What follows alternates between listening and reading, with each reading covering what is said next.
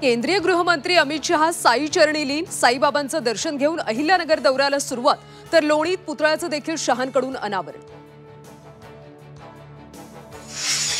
नवी मुंबई विमानतळाचं गुजरातीकरण झाले, नोकरीत मराठी माणसांना स्थान दिलं जात नाही।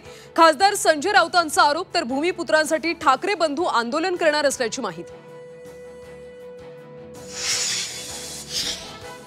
नारायण राणेंनी त्यांच्या मुलांना आवरावं, लोक रस्त्यावर धुतल्याशिवाय राहणार नाहीत। नितेश राणेंच्या विधानावरून संजय राऊतांची टीका।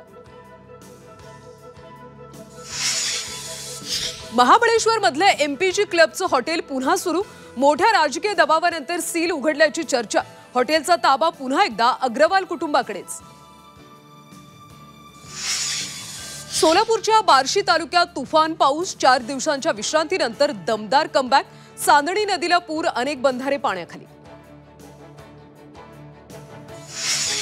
राज्यातली अतिवृष्टी आणि महापुराला गंभीर नैसर्गिक आपत्ती जाहीर करा, औरंगाबाद खंडपीठात याचिका दाखल।